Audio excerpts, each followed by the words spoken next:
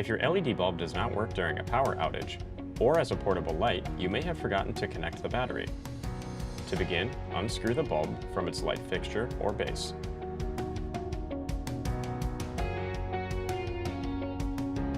Next, using a screwdriver, remove the battery door.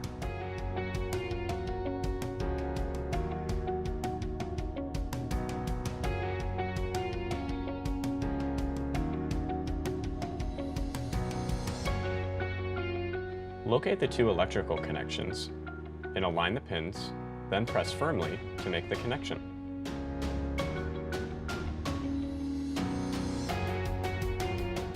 Next, replace the battery door using the supplied screw.